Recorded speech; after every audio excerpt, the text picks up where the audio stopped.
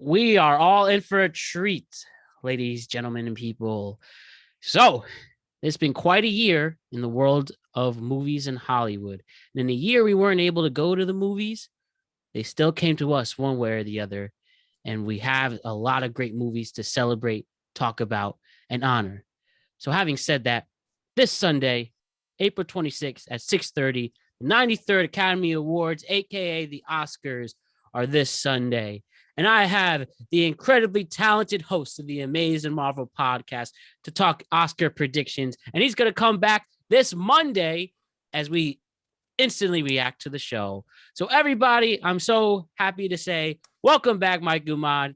Thank you for joining us to talk Oscars. How are we doing, bud? Pretty good, pretty good. Just hanging out tonight. Just excited to talk about these movies. Like I told you before, I'm not, I haven't really been fully immersed in the Oscar experience, and I'm still kind of slowly getting used to that. As you know, but I'm actually enjoyed quite a bit of the movies that I watched. All right. Excellent. And I got a good portion of them as well. And hopefully soon they could do the Marvel Academy Awards in this decade. And then you'd all be coerced in that. But yeah, basically before we start anything, how'd you feel about movies as a whole in 2020? Well, I mean, it's kind of hard to explain. It felt very barren a little bit, like it was, there weren't a whole lot. I mean, at least any that I paid attention to or noticed. I mean, I guess one of the most favorite things that I saw in 2020, I really like Tenet. I do think that the sound in that movie could have been mixed a little bit better, if that's even I don't even know if just because I watched it a few different times, and every time I could barely, understand half of what was going on because of the way, all the loud noises and especially the action. Of course, love an action movie, but I got to be able to hear the people, everybody talking and kind of understand what's going on. So, but yeah, I mean, I like that one a lot. There weren't a whole lot that I picked up on really, just because in the midst of everything, I kind of was like, oh, there's probably not a whole lot going on right now. I tried to scavenge for whatever I could, but yeah. All right. Well, yeah, I feel the same with you. When it comes to Tenet, Christopher Nolan's Tenet, yeah, some of the sound mixing was off when you heard music is louder than the dialogue. It's frustrating. Yeah. And I haven't been in a theater since, it sounds bad, but October. No, I saw Rise of Skywalker in December 2019. We know what happened a few months later. Then before that, I saw Joker in theater. In a theater in LA, your future home. So catching up on all the movies, obviously on streaming services, then buying some, renting some, I guess technically. I owned Minari because that was the only one available, and I had to buy it, but it was funny. But like we said, in a world where there wasn't a lot of ways to watch movies, we still figured out how to, and there was a lot to talk about. And in the Academy Awards, I feel like the buzz is obviously taken a little bit, as with any major events, whether you're a sports fan or pop culture fan or politics, and everything was dwindled down. But hey, I think it'll be good to see everyone out and about in their Zoom ways. Excuse me. And let's get right into it. Let's talk about these Oscars predictions, and then we will have some fun with it. So the way we broke it down and we decided, I'm sure we can make convos about all, I think, 30 plus categories, but we picked the big ones. A little bit, bud. I don't know what's going on. Oh, okay, I got you back. You're back.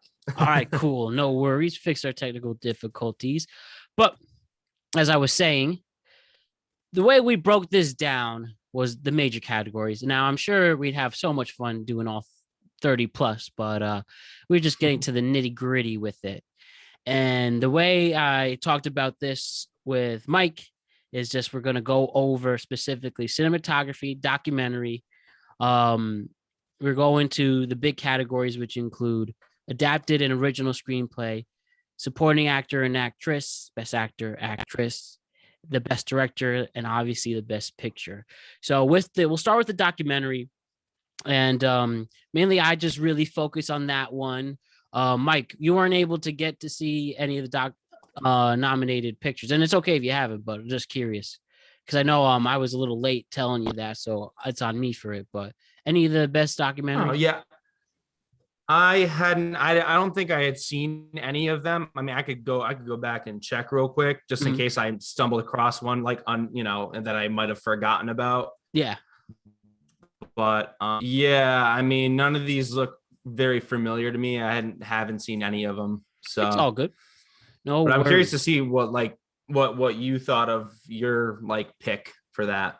Yeah, I happen to see the 5 categories. We have collective with Alexander Nanu and Bianca Oena, Crip Camp with by and these are the producers, by the way. Crip Camp produced by Sarah Boulder, Jim Labrit, and Nicole Newman. And by the way, Collective is a film that revolves a group of investigative journalists at a Romanian newspaper in their arduous journey uncovering public healthcare fraud, corruption, and maladministration. Then you have Crip Camp, which is a movie.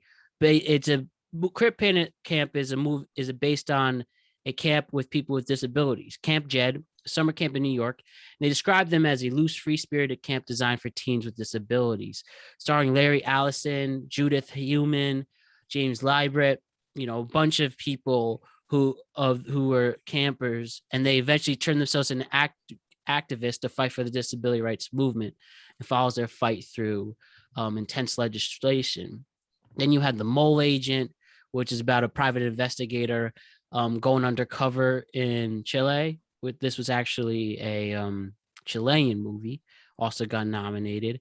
And then it ended out with My Octopus Teacher, which is a Netflix doc. It's literally about a filmmaker named Craig Foster and his relationship with octopus in South Africa and their kelp forest. And then it rounds out with Time, which is a documentary about someone serving a 60-year sentence for an armored bank robbery. And it talks about, his intense journey going through that. And basically, um, basically it was intense, a lot of intense movies, but I actually think Crip Camp will win the best documentary feature because that's genuinely one of the best documentaries I've ever seen. It's a Netflix film.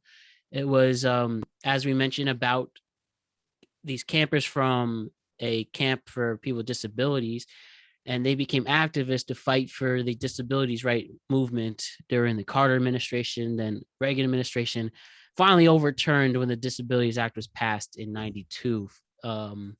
Believe 92, early 90s with George H.W. Bush. But yeah, this was just a documentary that was very heartfelt, very emotional. I don't think anyone who doesn't cry watching this has a soul, even the machoest, toughest person out there. I found this documentary had a lot to say and put us in perspectives for people who are part of the disability community. And without it being too cliche or corny, it just shows that anybody can fight for what's right, no matter what you have in front of you, whether physical, mental, or emotional. Obviously, easier said than done, but we do have potential to make a difference. And I think that's what's great about this documentary in particular. And Nice. like I said, just check it out, Mike. It's really Yeah, no, I powerful. wrote it down. I gotta remember it to watch it. Yeah, man. And we're recording this on Tuesday, air on Thursday. And if you happen to see it before Sunday's ceremony, you will Yeah. not be disappointed. But Cool. why don't we hop into the other categories? Now we'll go into the features, obviously. So we basically, to break this down again, we're going to start with cinematography, and we're just going to pick out from the categories, and we'll have Mike, you start and you tell me what you think is going to win the best cinematography, and I'll obviously say the cinematographer as well. So the best cinematography includes Judas and the Black Messiah, was shot by Sean Bobbitt. Then we have Mank, shot by Eric Messerschmidt. Pretty sure I got that right. Then you have News of the World, which was shot by Darius Wolski. Then you had Nomadland, shot by Joshua James Richards. Then The Trial of Chicago 7, shot by Feden Papamichael. What a name. So out of those categories, who do you think is taking home the statue, Mike? I honestly think that I'm honestly very torn just because I really liked Mank. Mank was like probably one of my favorites in terms of cinematography, especially since they evoke a lot of the style of the cinematography from that time, Yeah. especially Citizen Kane, which I haven't seen the movie since class in college, but Yeah, right. it gave me and was like, okay, I remember because just the way it looks, and then there's a lot of other categories that even like I know we're not going to go crazy into like the sound, but like Yeah, it sounded like a 30s 40s film. It looked like it. It was really well done.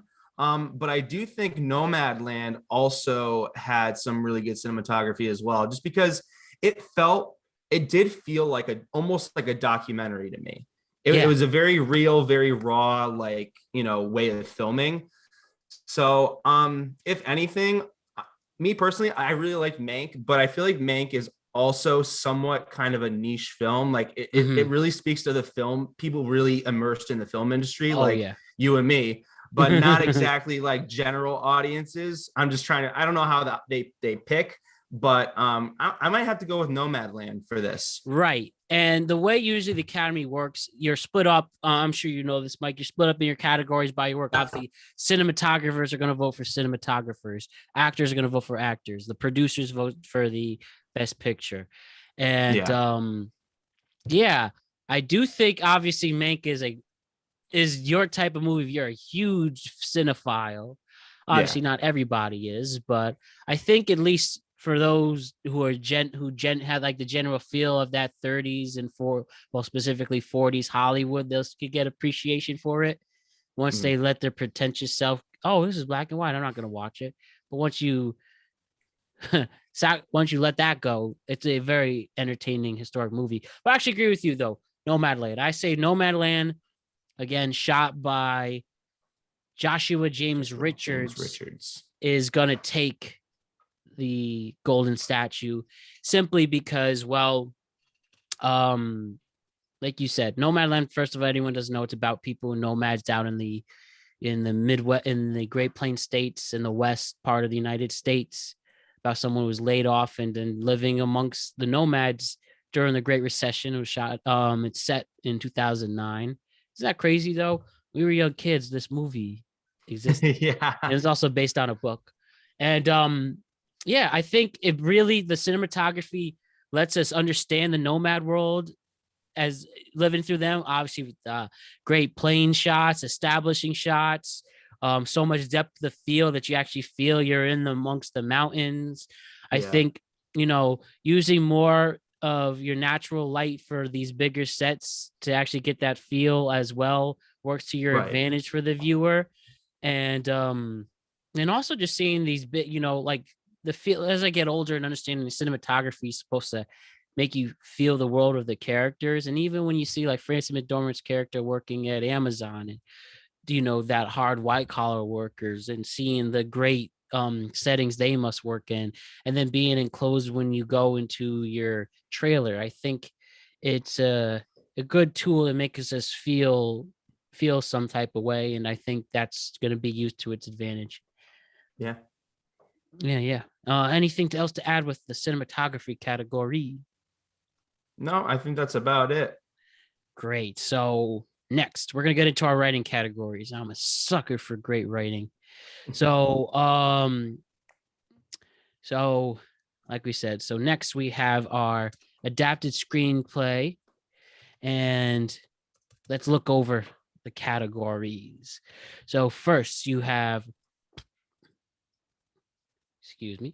So first you have for the best adapted screenplay. So these, for anyone who doesn't know, this is a screenplay based on another material, whether it's based on a movie, based on a book, based on a play, all that. So this is screenplays that are written based on other person's work.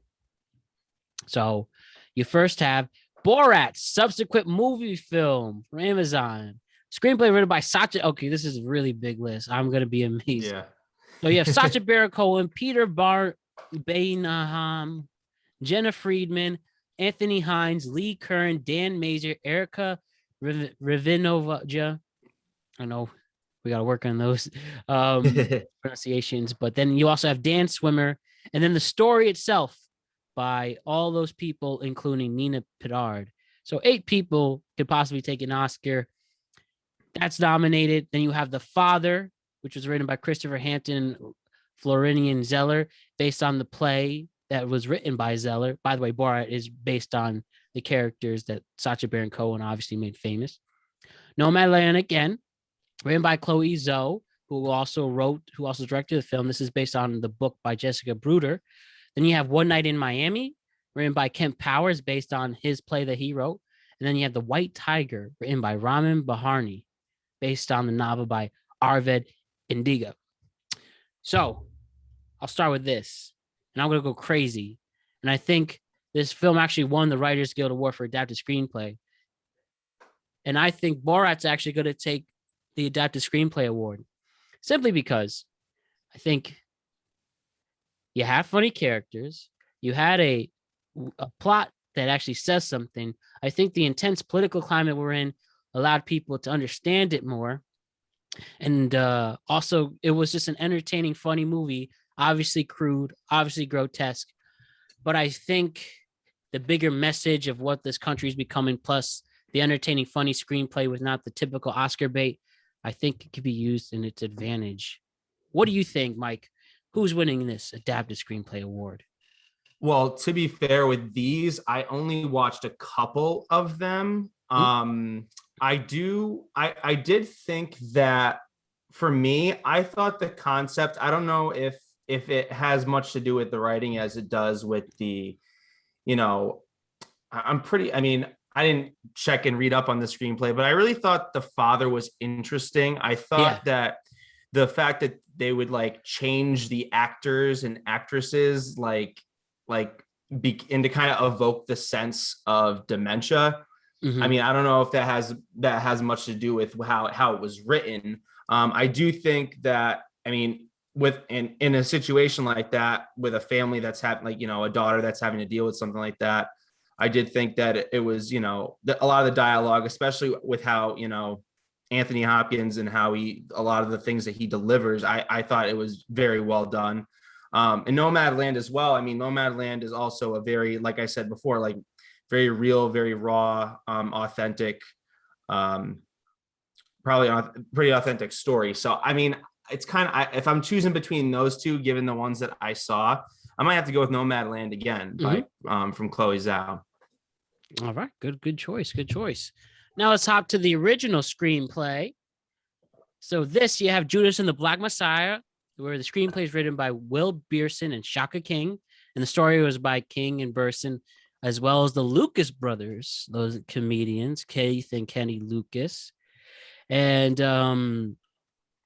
from there, you have Minari, written by Lee Isaac Chung. You have Promising Young Woman by Emerald Fennell. Then you have Sound of Metal. The screenplay is written by Abraham Martyr, Darius Martyr, and the story is written by Derek Shinfritz. We go Derek Shinfritz and D. Martyr as well, and Darius Martyr again. Then you have The Trial of Chicago 7, written by Hollywood's probably most recognized screenwriter, Aaron Sorkin. Mike, who do you think is winning the original screenplay award? This one was tough. This one's tough. This is like a really tough one. I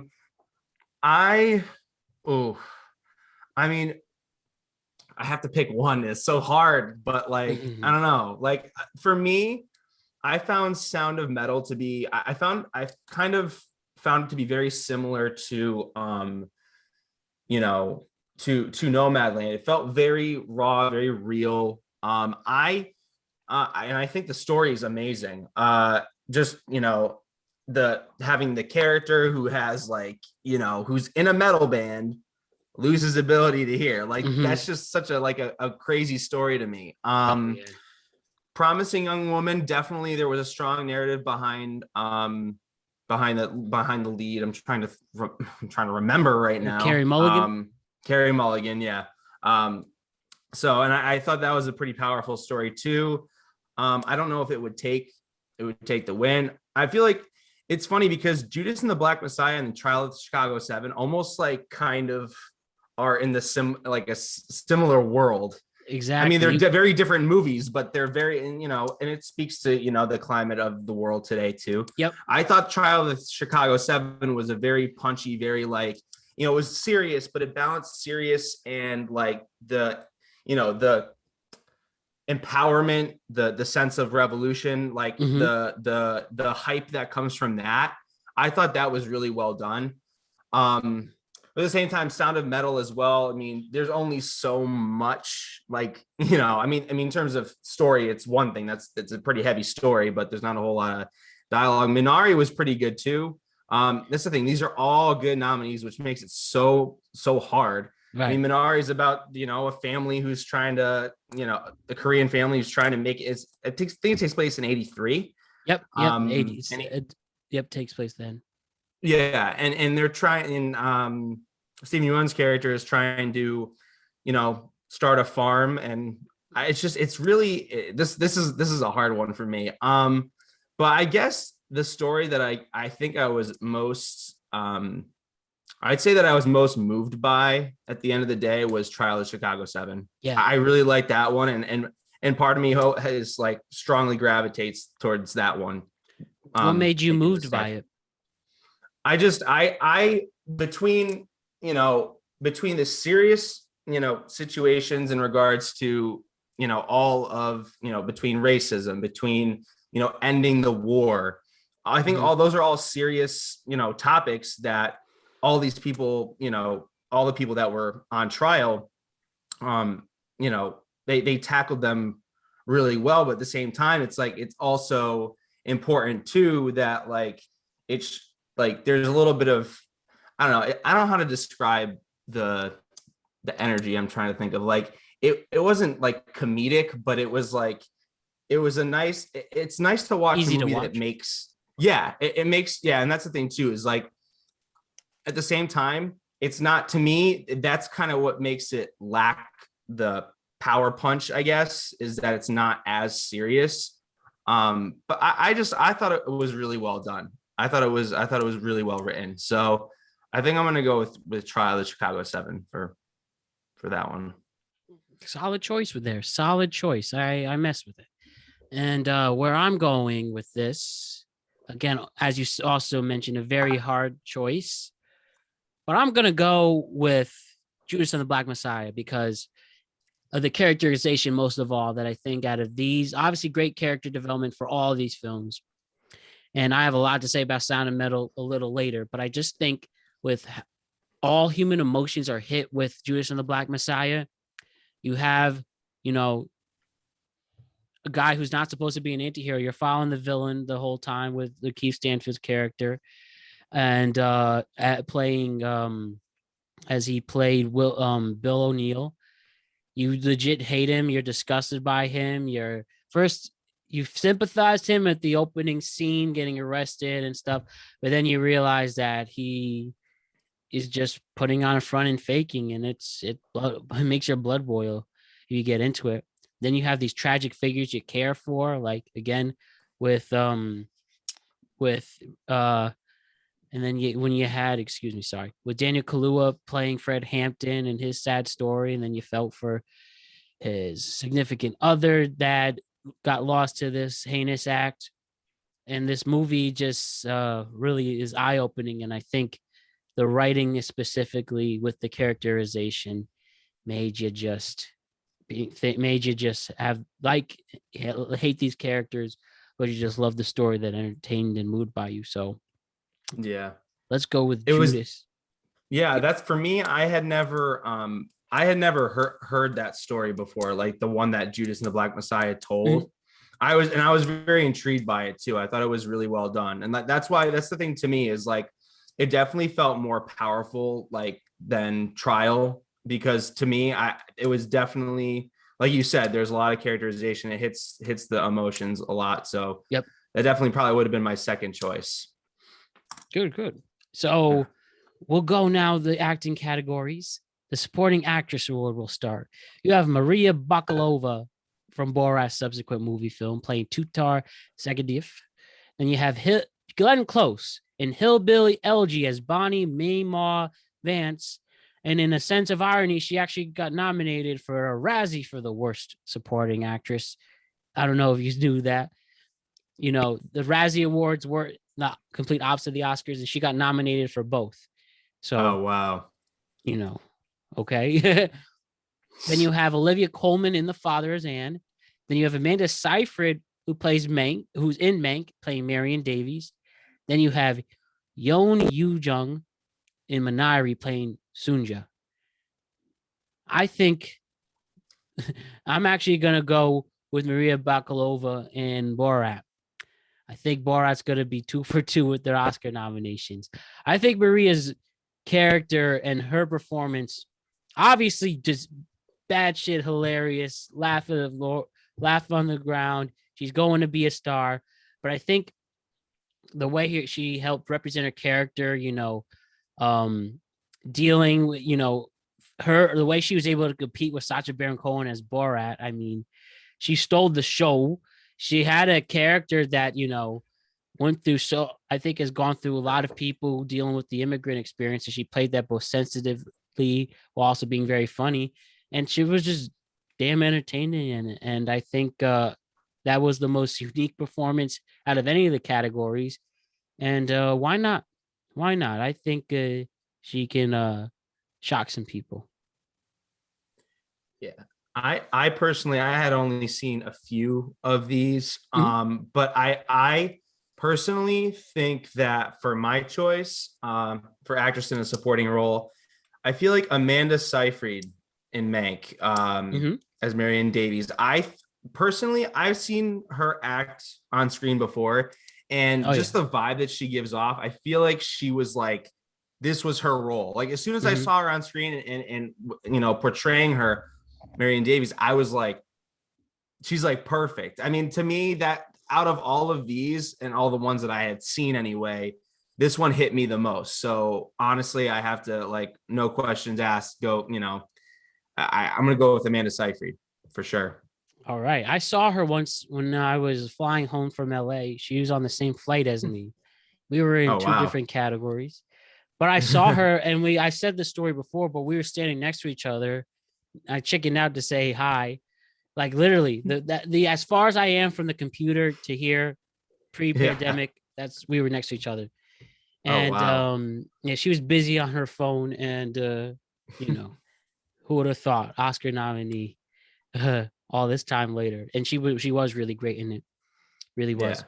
So when we go with the supporting actor, though, we got Sacha Baron Cohen as not Borat, but Abby Hoffman in The Trial of Chicago 7. You have Daniel Kaluuya in Judas and the Black Messiah as Fred Hampton. You have Leslie Odom Jr., who won a Tony for Hamilton. He played Sam Cooke, and he got an Oscar nomination. You have Paul Raci in Sound of Metal as Joe. Then you have Lakeith Stanfield playing William Bill O'Neill in Judas and the Black Messiah. Who's getting this award, Mike? Honestly, I'm really torn between. What was it? I was thinking about this today, and Sacha Baron Cohen definitely brings a lot of like comedy to the role that he's in. Also a lot of intelligence as well. Yeah. And it's nice to see like his character have such power on screen. But I think I personally, and it's hard too, because like Daniel Kaluuya and Lakeith Stanfield both like did a really good job in Judas and the Black Messiah. But I feel like I'm going to have to go with Lakeith Stanfield because it's like basically he was delivering a performance within a performance, as like screwed up as it was. It's crazy to like see. And he, to me personally, like I've seen the roles that he's played. I mean, it's perfect. I think that he's a very chaotic actor. And I think he fit the role really well, especially in this story. So I think I'm going to go with Lakeith Stanfield. Yeah, man. I love Lakeith Stanfield's back here from Atlanta, my favorite shows. He's one of my favorite actors. I mean, whether from, this Judas to Knives Out to Sorry to Bother You to Atlanta. I mean, this guy, we're lucky to see what he's evolving. He played Snoop Dogg in Straight Outta Compton. I'm all about Lakeith, and he's gonna win an Oscar someday. But I actually think Paul Raci and Sound of Metal as Joe, playing such a sensitive, innocent, yet captivating character, playing both a person from the as he plays a character who speaks sign language with just heart, with such great monologues. He's not in the movie for a long time, but the screen time he is in, it just, obviously, no offense to him, he wasn't a big A-list actor. This is just, you could tell this is just an actor who just got an amazing opportunity and was so powerful in it. And again, I'm going to go crazy on Sound of Metal very soon. But I actually think Paul Raci is going to take home the Oscar. But Lakeith Stanfield will win an Oscar someday, as well as Daniel Kaluuya.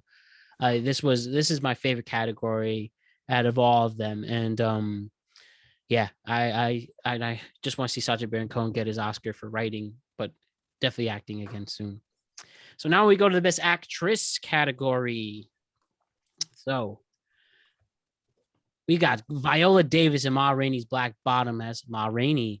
Then Andrea Day playing Billie Holiday from the United States versus Billie Holiday, stacking up on stacking Golden Globes. Vanessa Kirby in Pieces of a Woman playing Martha Weiss.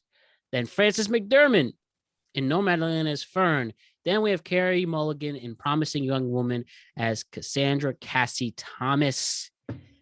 Which lovely lady is going to take this Oscar, Mike? Oh, this is tough because, I'm kind of torn between a couple.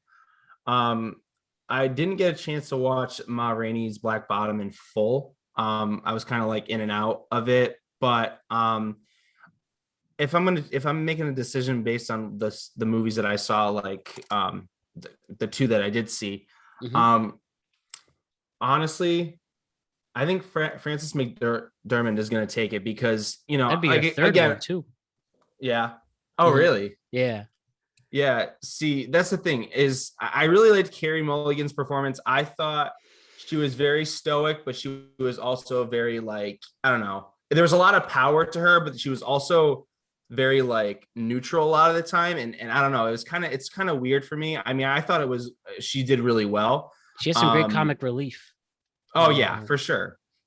But I do think Frances McDermott, the way she, the way she delivered everything kind of fit into the whole, like I said, raw, real vibe of that the film gave off. Like I told you, I think to me, it felt a lot like a documentary type thing, even though it wasn't. But I think her delivery with everything was really well done. I think that Frances McDermott is going to take it. Solid choice. And I was really, really keen in holding on. This is one I did not see Pieces of a Woman, but I had seen the other four. And it's really tough. I really want to say Frances McDermott very, very badly. Very badly. Because like you said, she just gave us fulfillment and you really felt for her the entire film. And but I really think Viola Davis' Ma Rainey was something else, with just from her singing and dancing to the powerful dialogue she delivered. I mean, she was unrecognizable from what she looks like, and How to Get Away with Murder. And then this, I mean, wow. She did really great in her last Oscar nomination in Fences, and she's won a Tony before. I mean, this woman's something else. So she really, really is. And I actually think that she will win her second Oscar. And I think she was just going to take it. But if no one else, I really hope Frances McDermott too and get the three-peat, because that role was just hit you on all emotions as well. And this was, my second favorite category, the Best Actor award. Oh boy. So in this one, you have rest in peace to Chadwick Boseman in a posthumous Oscar nomination as Levi Green in Ma Rainey's Black Bottom. Riz Ahmed playing from Sound of Metal as Reuben Stone. Anthony Hopkins playing the father, playing Anthony. Then you have Gary Oldman playing Herman J. Mankiewicz in Mank. Then you have Stephen Yeun and Minari playing Jacob Yee. Lots to unpack here. You really could give it to every single one of these talented actors. What do you think, Mike? Well, for me anyway, Stephen Yeun, I'm gonna work my way kind of backwards. I feel like he wasn't in the movie as much. I felt like there were like other standouts, like his son. Yeah. Honestly, I thought his son was a really big standout. Like, his character's son was a big standout, but I feel like we saw a lot more of those characters, and I don't know. I really can't really make a well-informed decision on that. As for Gary Oldman and Anthony Hopkins, I felt like their roles that they played were very familiar. Like, I feel like I've seen them act this way before, so it didn't really stand out to me. So, I mean, if it's down to any two, I mean, Riz Ahmed and Chadwick Boseman, like, from what I did see of Ma Rainey's Black Bottom, he brings a lot of energy to his role in many different ways. It's something that I hadn't seen from him before. Yeah. And Riz Ahmed as well, like, he gets very broken down by the fact that he can't, it's just, to me, that's something, especially, everything else that he's dealing with. He used to be, a drug addict. He, is dealing, because he plays in a band and because he can't hear. It's like two opposites, like, hitting each other. It's just, I don't know. It's hard for me to decide for those two. Just because, like I said, from what I did see from Chadwick Boseman's performance really stood out to me more than anything. I'm going to have to go with Chadwick Boseman. Oh, yeah. Yeah, Mike, it really comes down to those two, especially. You also have to add the elements of learning American Sign Language, playing deaf. That's not easy for an actor. I mean, not easy for anyone who can't experience something like that. And then you have Chadwick Boseman, giving so much energy, as you said, making you laugh, making you cry, making you feel. I really think in his ultimate honor, Chadwick Boseman will get the posthumous Oscar with last one since Heath Ledger. And I think it's just terrible timing and it stinks. But I think he just he just transformed the most in his character out of these still five talented men. And we still miss him, and forever a legend, and Wakanda forever. And I think it's going to be a special night for him and his family. Now with this was also fun. Best director, you have Thomas Vinterberg in Another Round. David Fincher returning to movies after a 10-year hiatus doing Mank. 8-year hiatus. Then you have Lee Isaac Chung in Minari, Chloe Zhao in Nomadland, and Emerald Fennell in Promising Young Woman. Now, I think, again, in talented men and women in this category, from classics, pretty much legendary status, like a David Fincher, two up-and-comers like Chloe Zhao, and who's joining MCU, and Emerald Fennell, and stuff like that. I actually think Chloe Zhao directed the best out of these people, because the performances she got out of her actors were something else. And she actually, there's a lot of nomads playing themselves, not professional actors. And they play their characters so well, you could not tell they've never acted before. And you have to give a lot of credit to her for that.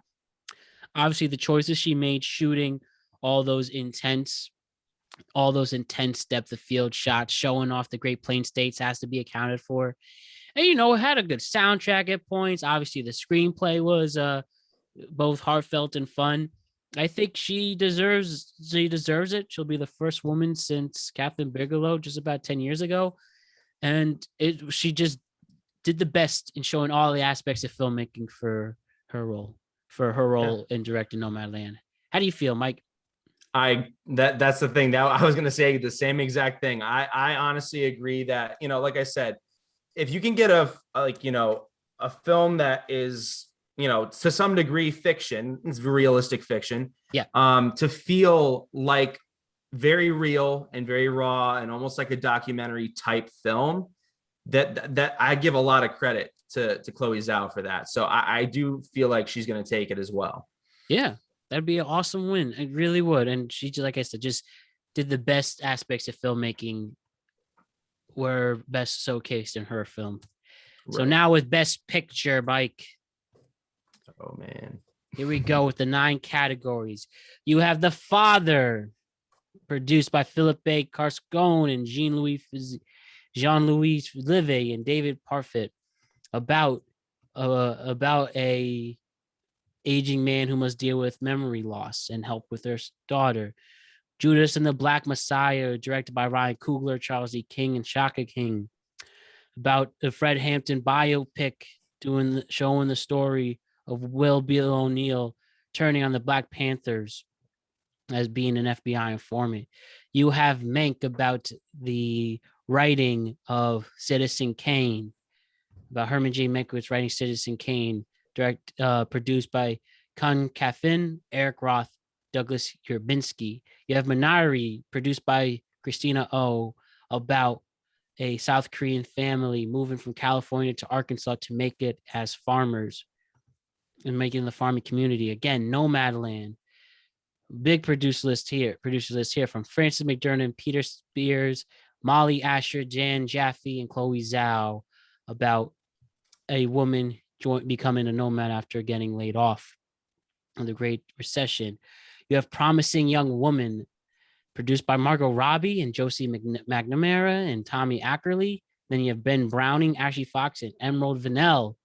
And that is about a woman who, well, let me get the official one, is about pretty much a woman who, uses men who try to take advantage of women and put in the ultimate revenge movie. Then you have Sound of Metal, produced by Burt Hemelick and Sacha Ben Hirochi, which is about a metal drummer who is losing his hearing and adjusts to his new lifestyle.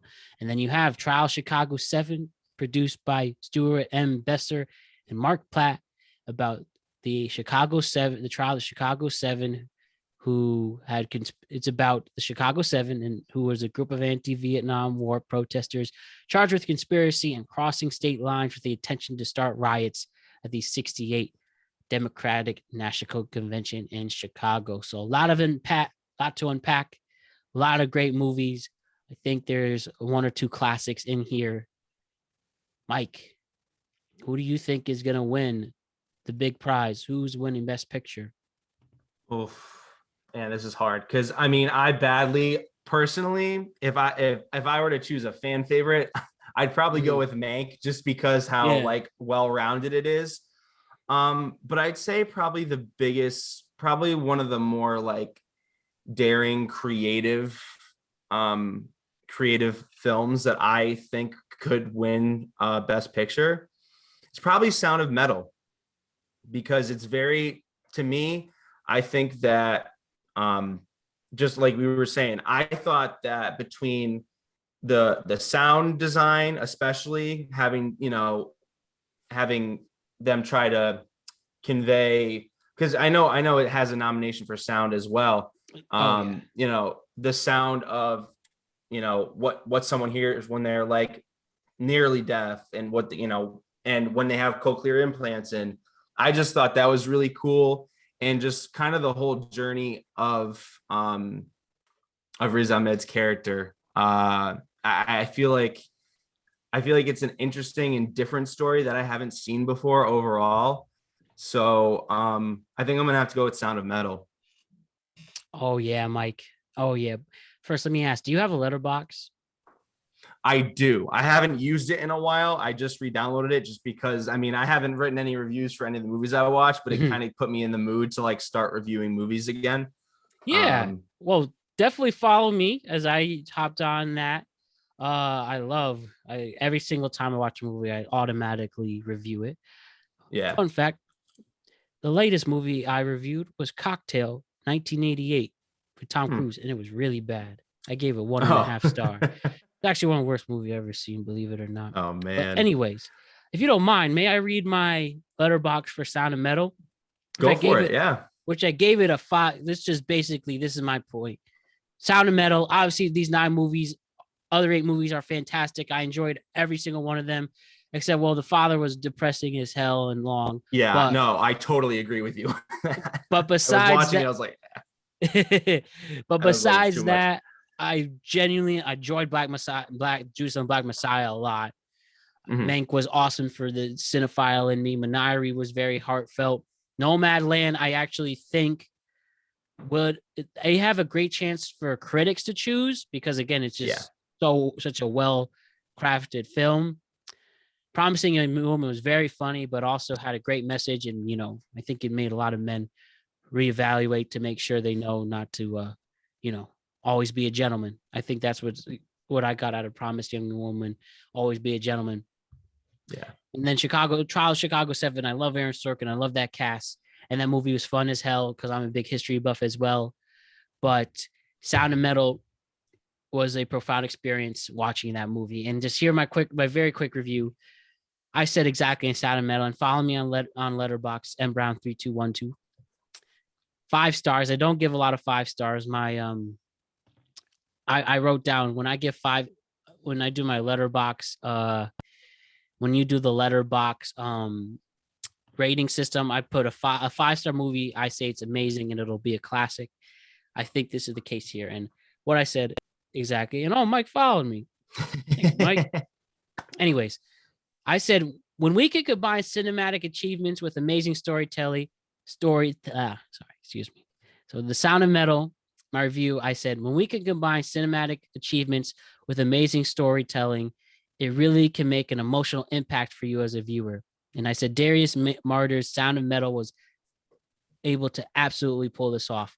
It has been a very, very, very long time since a film moved me so emotionally, so wholesomely. And it is one of the best examples of how powerful storytelling in an art form can be. And it simply is as powerful as what movies can do. I said this was accomplished from one of the most remarkable performances I've seen from Riz Ahmed and Paul Raci. A heartfelt screenplay from Darius and Abraham Martyr. Incredible direction by Martyr again, Darius Martyr. And just incredible post-production work, as you mentioned. This groundbreaking sound design and editing, and bringing us into a world that not a lot of people are familiar with. An amazing representation of the deaf community who aren't different from anyone else. And this amazing film proves that in a legitimate and wholesome way, with no cliches, that you can have a heartfelt performances in film. Sound of Music, my humble opinion, is the very best movie of 2020, and it was the most impactful films I have seen in a long time. As I noticed my typo in there, which I'll fix shortly. But yeah, I wrote that in January, and like I said, very moved film, very entertaining, very, very difficult to watch at some points, but I think it's a movie that we should, especially in a world where we let so many first world problems and dumb inconveniences get in front of us. I think a movie seeing characters who have different challenges and arguably more humbling ones that people should really be aware of. I think this is a great movie to show that. And exactly, I think this is The Sound of Metal is when movies hit, when the planets align, is when a movie like Sound of Metal comes. I don't think it'll win Best Picture. I've heard a lot of critics saying this definitely should be, but because of how the Academy is set up, it probably won't be. But this movie it's like the points when you took MCU movies seriously, like, hey, a comic book movie can show how great films can be and entertain us and still have an emotional impact. In that fantasy world of superheroes, I think in different ways, Sound of Metal does that for having us understand how powerful a movie is for characters we don't normally interact with. So it's going to be great. And I think it should win, and I hope we can celebrate it in a few days from now. Mike, is there anything else you want to add? No, not really. I honestly, man, I personal, like I said, personal favorite of mine.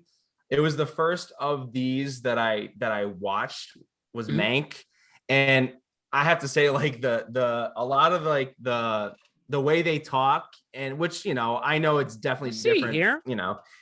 Yeah, it's like, honestly, they talk about a lot of different things, and I'm like, am I like, I mean, normal when you're like a general audience member watching this, like, you probably don't understand like a good part of what's going on. I mean, of course, if you know the time in history, but like, especially with the way people are talking and what they're talking about is like a little bit like, a little crazy, but overall, like the way the film was made, between the sound and the and everything, like the aesthetic, like it definitely reminded me, even though I haven't seen it in forever, Citizen Kane. That was captured perfectly. And it speaks to me because I'm also a writer, and I mean, granted, this story is very like different, but I thought it was a cool movie. I thought it was probably the coolest, my personal, like one of my personal favorites of these movies.